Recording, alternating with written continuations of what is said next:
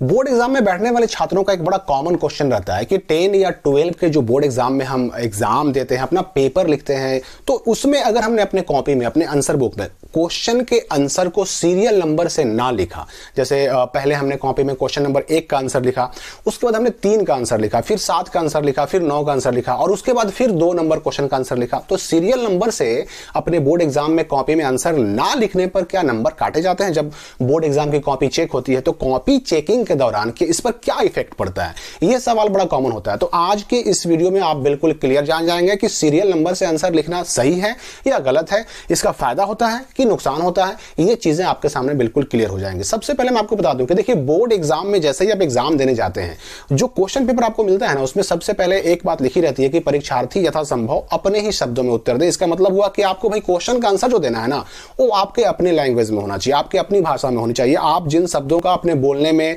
लिखने पढ़ने में इस्तेमाल करते हैं, उन शब्दों का, उन वर्ड्स का इस्तेमाल करना है आपको आंसर लिखते समय।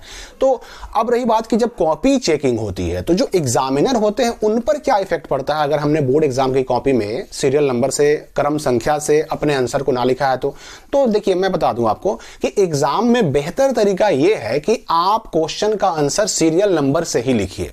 इससे क्या होता है कि भाई एग्जामिनर को कॉपी चेक करने में आसानी होती है। अब जब एग्जामिनर को कॉपी चेक करने में आसानी होगी ना, तो उसका फायदा आपको मिलेगा, क्योंकि भाई जाहिर सी बात है कि जब उसको आसानी होगी, एग्जामिनर जब आपसे खुश होंगे, तो वो आपको ज्यादा नंबर भी दे सकते हैं। लेकिन अगर आप सीरियल नंबर से क्वेश्चन का आंसर ना लिखते हैं तो हो सकता है कि उनको कॉपी चेक करने में मुश्किलों का सामना करना पड़े। अब जब एग्जामिनर को दिक्कतें होंगी तो हो सकता है उसका नुकसान भी आपको उठाना पड़े। लेकिन अब मैं आता हूं रूल पर कि आखिर नियम क्या है।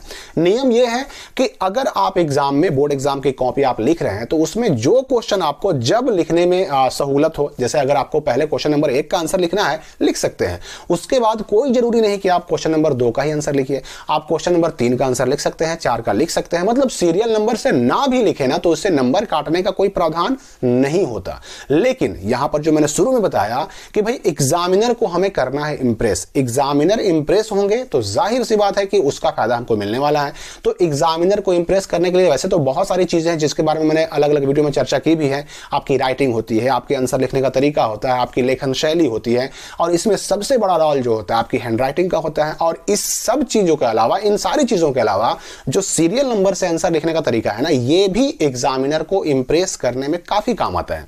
तो अगर आप सीरियल नंबर से लिख सकें कॉपी, तो सीरियल नंबर से ही आंसर लिखिए। अगर संभव नहीं है तो आप सीरियल नंबर से ना भी लिख सकते हैं, इसका कोई विशेष नुकसान आपको होने वाला नहीं है। लेकिन इन सब चीजों के ऊपर एक चीज वही है कि आपकी अगर हैंड राइटिंग सही होगी ना, आपका अगर आंसर बिल्कुल स्पष्ट लिखा होगा, तो जाहिर सी बात है कि एग्जामिनर हो जाएंगे आपसे इंप्रेस। और जब वो इंप्रेस हो जाएंगे तो फिर और दूसरी गलतियां छुप जाती हैं, और दूसरी कमियां छुप जाती हैं। फिर उन कमियों पर, उन गलतियों पर उतना एग्जामिनर ध्यान नहीं देते और दिल खोलकर नंबर देते। तो इससे होता है स्टूडेंट्स को बहुत ज्यादा फायदा। तो 10 क्लास और 12 क्लास के बोर्ड एग्जाम में बैठने वाले बच्चे विशेष करके ये ध्यान दें कि आप अपनी राइटिंग पर ध्यान दें, अपने लेखन शैली पर ध्यान दें। अपने एग्जाम में कॉपी लिखने के दौरान अपने क्वेश्चंस के आंसर के बीच में गैप जरूर छोड़ना सुनिश्चित करें, पैराग्राफ छोड़ना सुनिश्चित करें, जहां पर सेक्शन देना है, खंड देना है, वो सब जरूर दें।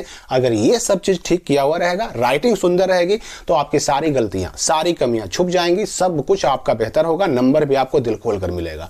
तो स्पष्ट याद रखिए कि सीरियल नंबर से आंसर लिखें या ना लिखें, इसका कोई विशेष नुकसान या फायदा नहीं होता है। इसमें आपको दोनों तरह से, चाहे आप सीरियल नंबर से आंसर लिखें, चाहे सीरियल नंबर से आंसर ना लिखें, दोनों तरह से कॉपी एक जैसी ही चेक होती है, नंबर एक जैसा ही मिलता है।